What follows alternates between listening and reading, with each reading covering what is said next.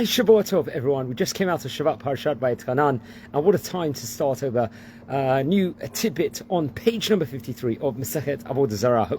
It was actually a very fantastic Shabbat because it wasn't just the holy day itself, it was the most joyous day of the year, you could say, according to the Talmud. It was the day of Tu B'Av, and I would recommend everyone to watch over the video about the 15th of Av, which I recorded just before Shabbat. So now, very interesting, I saw a phenomenal chart from the former Rosh Hashiva of Yeshivat Or Samech, Rabbi Mendel Weinbach, Zechet Tzedek Debracha, who actually illustrated a fantastic point, which is very much encapsulates today's page of the Daf Yomi. Let's just say here on page 53 of Masechet Avodah Zara. So he states that there is a rule that obviously it's forbidden to derive any benefit whatsoever from a statue worshipped as an idol until some idol worshipper tangibly demonstrates a rejection of the idol as an object of worship, let's just say.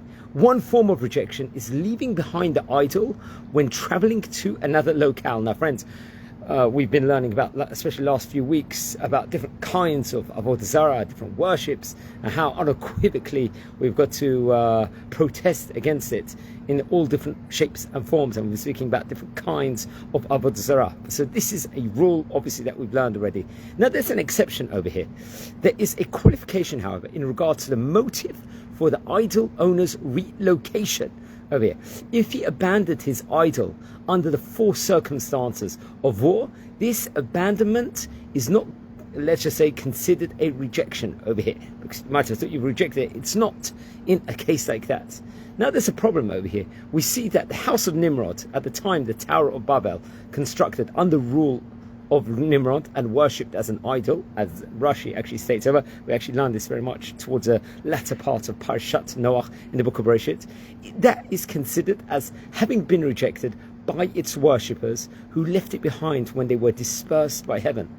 If forced abandonment is not considered as rejection, why is abandonment of this tower so considered, despite the fact that its worshippers were dispersed against their will? Why is this? He's flabbergasted over here. Now there's a resolution over here. We see that the dispersed worshippers of the idolatrous tower, obviously the Tower of Babel, unlike refugees of war, had the opportunity over here of returning and relocating it to their new homes. Their failure to do so is therefore interpreted as rejection. So that is proof enough, let's just say, that itself was a rejection of it, and that was substantial in of itself. There's a footnote, actually, Rav Weinbach actually brings about that Rashi's interpretation of the Tower of Babel as a pagan idol is consistent with commentaries of the great Ramban and also the Sephona. Actually, we'll see this in Bereshit, chapter number 11, verse number 4, if we look at the earlier part of Bereshit.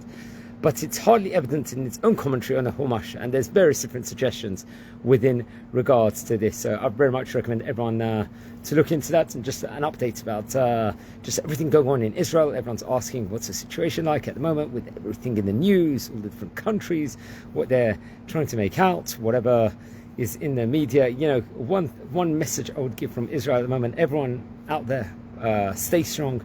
You know, advocate, praise Israel. We need all the advocacy as we can get, and Bezrat Hashem, let's all pray that there's going to be better times, a good future for everyone. Bezrat Hashem, safety. We want the return of the hostages immediately. We want our soldiers to be protected totally, and we just want blessings from all over Am Yisrael, and may Hashem protect all of us in all different parts, all different factions of life in of itself. So we just came out of Shabbat. It's after midnight now over here in Israel, but Shabbat's still coming out quite late because obviously we are in the summer season over here.